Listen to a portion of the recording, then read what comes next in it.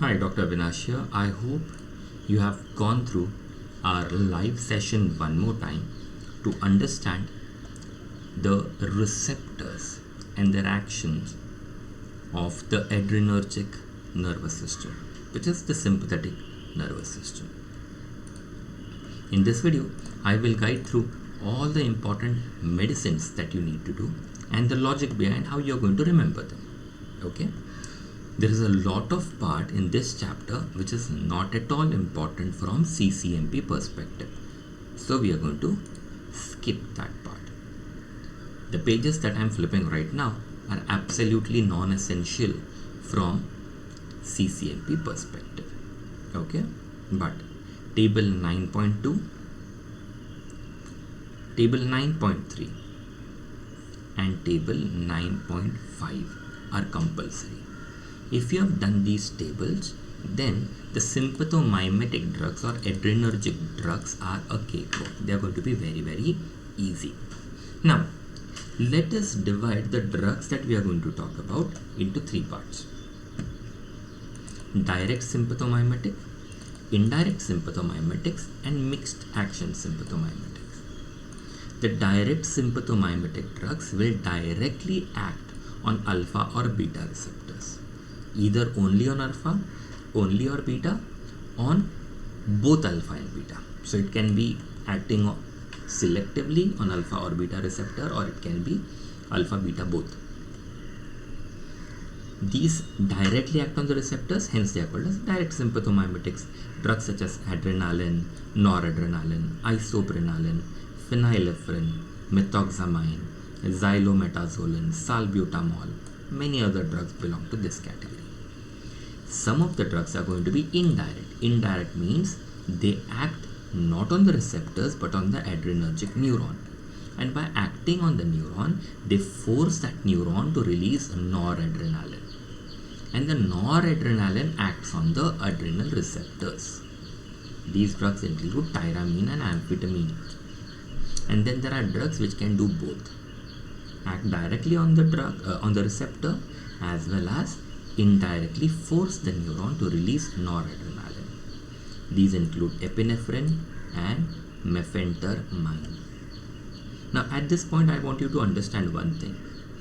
Directly acting drugs will work on alpha or on beta or on both alpha and beta. So you can select the action. Indirect sympathomimetic drugs will release noradrenaline. So all the actions of noradrenaline will be done by the indirect sympathomimetic drugs. Simple. The best part is, if you have done the tables properly, the actions are going to be very, very easy. The peripheral actions of adrenaline have to be differentiated into those by alpha or beta. That is exactly what we tried to do when we did the alpha receptors and the beta receptors separately in my previous lecture. Okay. Wherever possible, please remember the subtype of the receptor. So is it alpha 1, alpha 2, beta 1, beta 2, beta 3? Please find that out when you are doing the table. So like for example, adrenaline works on all the receptors, but its beta 3 action is weak. So you can take all these actions and write that is what is happening. Noradrenaline on the other hand works on all except beta 2. So what will you do? From this table above, all the beta 2 actions you will delete. That will be the action of noradrenaline, right? And isoprenaline has only beta actions. Simple. Okay, so if we compare, like if you notice this table, you will easily understand what they are trying to tell you. But let us read it so that things are clear. Now this is not going to come in your exam, but this is kind of the preparation for your medicines that are going to come. The overall action is heart will increase the heart rate because it will increase the activity of the pacemaker, right? Now you don't really have to do the slope of slow diastolic depolarization and all. Not necessary. You just need to know adrenaline increases heart rate by enhancing the pacemaker activity of SA node. Adrenaline can also activate latent pacemakers. in the AV node and in the Purkinje fibers. Now what are these latent pacemakers? These are cells that have the capability of performing function like SA node, but they are not doing it. They are quiet. Adrenaline will make them speak, so to put it. So normally we all have some latent pacemakers. They don't perform the function of pacemakers of the heart because SA node is doing it. Adrenaline stimulates them, and when that happens, you will not get a correct rhythm. Arrhythmia can happen at high doses. Okay, and this can even raise the blood pressure. Now when the BP rises, it decreases the SA node, and SA node not working is equal to latent pacemakers working, so that makes it more arrhythmia. Simple. The force of contraction is increased. Okay, the rate of development of tension as well as the rate of deceleration, relaxation is sped up. Like you increase that speed of contraction as relaxation also. So systole is also shortened and diastole is also shortened, but systole is shortened more than diastole. As a result, the heart is beating faster, so the heart will require more oxygen because the cardiac output is increasing. The speed of impulse conduction also increases. Now this is important because in some conditions like AV block, atrioventricular block, where the impulses are not going from the atrium to the ventricle, this conduction velocity increasing might force the impulse to go from atrium to ventricle. So AV block may be overcome. Easy. Now all these actions are beta 1 receptor mediated. Okay. Now in case BP rises too much, then vagus nerve will get stimulated, and vagus nerve actually decreases heart rate. Simple. So indirect action would be rising of BP can cause bradycardia. Noradrenaline actually causes bradycardia by this particular indirect mechanism. What about blood vessels? Both vasodilatation and vasocontraction can happen, right? Vasoconstriction because of alpha receptors, vasodilation because of beta 2 receptor. It depends on the drug and its dose and the vascular bed. So whereas vasoconstriction, skin, mucous membrane, kidney, right? Easy. And where does this vasodilatation happen? Skeletal muscle, liver, coronary arteries. Okay. Blood flow through the cerebral blood vessels in the brain is directed by blood pressure. It is not directed by vasoconstriction or vasodilatation. Okay. So you need to remember where is alpha and where is beta, and talk about vasoconstriction and vasodilatation. Simple. What about blood pressure? Well, it depends on what you are giving. Noradrenaline causes rise in systolic, diastolic and mean blood pressure. It does not cause vasodilatation because it does not have beta 2 action, right? Isoprenaline on the other hand rises blood pressure but fall in BP. Diastolic BP happens because beta 1 stimulates the heart. That's the reason why systolic BP will increase, and beta 2 will cause vasodilatation, so there will be a fall in diastolic BP. So the mean blood pressure falls, average falls. Adrenaline, when given slow IV infusion or subcutaneous, causes a rise in systolic but fall in diastolic blood pressure. Okay, this is because the peripheral resistance decreases because beta 2 receptors are sensitive than alpha receptors. So systolic does not rise that much, but diastolic falls. If you give rapid IV injections of adrenaline, it produces marked increase in both systolic and diastolic blood pressure. Because when you give direct IV, there is so much adrenaline in the blood that you only get alpha response. So vasoconstriction will happen, not vasodilatation. Within few minutes, once the drug is in the body, it will get metabolized, the levels will fall, right? The BP will return to normal within few minutes. And sometimes a secondary fall in mean BP follows. Okay. So what happens is there is a rapid uptake and dissipation of adrenaline.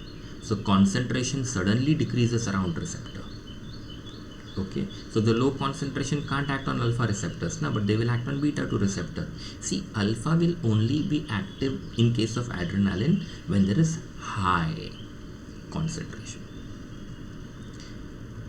Okay, we'll talk about vasomotor reversal of Dale later on. You just have to understand that adrenaline stimulates both alpha and beta. What about respiration? Adrenaline, isoprenaline are bronchodilators, not noradrenaline. Why not noradrenaline? Because noradrenaline does not work on beta 2 receptor. Now imagine if you give adrenaline or similar drugs by aerosol. They directly work on the bronchi, plus they also have decongestion activity by acting on the alpha receptors. Okay, adrenaline can also stimulate respiratory centers, but the thing is, adrenaline given IV or subcute or IM cannot really cross the blood-brain barrier, so this action hardly occurs at clinical doses. Rapid IV injection in animal can actually lead to apnea because of this reflex inhibition of respiratory centers. So if you give toxic doses, it can even cause pulmonary edema and all. What about eye? Pupils will dilate, alpha 1 receptors, right? Mydriasis, but minimal after topical application. What does it mean? If you give eye drops, they are not going to work because penetration of cornea is very poor. Okay, another thing that happens is intraocular pressure falls. This is especially helpful in wide angle glaucoma. Okay, now we are not really worried about the complex effect of aqueous on aqueous humor of adrenaline, so right now just don't worry about this table. But overall effect is aqueous formation decreases, outflow of aqueous humor in the eye is facilitated. We are going to discuss this aqueous humor part more in details when we talk about glaucoma, pharmacology of glaucoma. What about GIT? Well, if you remove the GIT from the gut from the patient, you notice that both alpha and beta receptors produce relaxation, but in intact animals the actions are different. In intact animals, peristalsis decreases, sphincters are constricted. Physiologically it might be helpful, pharmacologically this action is hardly important. What about bladder, prostrate, vas deferens? Detrusor relaxes, trigone constricts, so bladder voiding will become difficult. Remember, when you are in triple F response, it's a bad idea to urinate. Tone of prostatic muscle increases, and rhythmic contraction of vas deferens and seminal vesicle happens, which will lead to ejaculation. This is alpha 1 action. Uterus, remember, both contraction and relaxation, it depends on species, the hormonal status and the gestational status. Human uterus at term is relaxed, but other time it's contracted. Splenic contraction, as we already know, is contracted.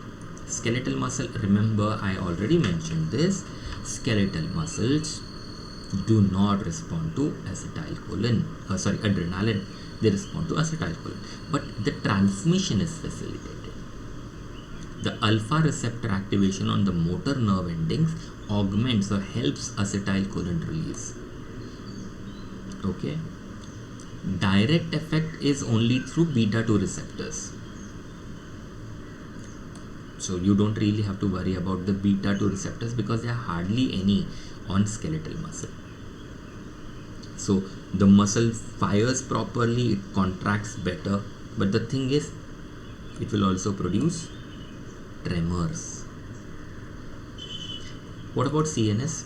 In clinical doses, no effect because it does not enter into the brain only. But if it's too high, like you give too much, then restlessness, apprehension, tremors may occur. Activation of alpha 2 receptors in the brain stem can cause decreased sympathetic outflow, leading to bradycardia and fall in blood pressure. We might use this later on in a concept called a centrally acting sympathomimetic drugs. So you can act on the brain and decrease the sympathetic outflow by activating the alpha 2 receptors in the brain. And metabolic activity, glycogenolysis, hyperglycemia, hyperlactacidemia because of beta 2 response, lipolysis because of beta 2 and beta 3 response. And they have a direct action of muscles, liver, and adipose tissue cells. Remember, we also said reduction in alpha 2 insulin secretion and augmentation by beta 2 glucagon secretion. Simple. Now, these 12 important points are going to form the basis of everything else that we study. As a CCMP student, you don't really need to know any of these. You may remember administration preparations, but not compulsory. This is more like a topic that you're supposed to by heart. You need to know the adverse effects and contraindications. What will happen? Whatever 12 points we did, just exaggerate them. Restlessness, headache, palpitation, anxiety, tremors, pallor, right? Marked rise in blood pressure. If it's too high, then cerebral hemorrhage can happen. Arrhythmias, ventricular tachycardia, fibrillation, angina, myocardial infarction can happen because oxygen demand will increase. So don't give adrenaline in hypertensive, hyperthyroid, angina patients. They already are at a higher risk of all these things. And don't give it with halothane. It's an anesthetic. Or to patients who are getting beta blockers, because you will then get only alpha actions and then there will be a problem. Simple. Now, keeping this in mind, look at the classification. The classification is not done based on some chemistry. They are done based on their actions. So pressor actions, bronchodilators, cardiac stimulants, nasal decongestants, CNS stimulants, anorectics. Anorectics are drugs that will make someone not hungry, because you're not hungry when you are afraid, right? So these drugs will act on the receptors in the brain and decrease hunger, and then you try and relax it. So if you notice this classification, it's more like a functional classification. This is it for this video. Next video we will start talking about important medications, which will include dopamine, dobutamine, amphetamines, and we will be talking about selective beta 2 stimulants, which will include isoxazoline. We'll also have a look at nasal decongestants, which are important from CCMP syllabus, and then we'll directly jump to the therapeutic use, and that would be the second video in the pre-recorded series. Okay.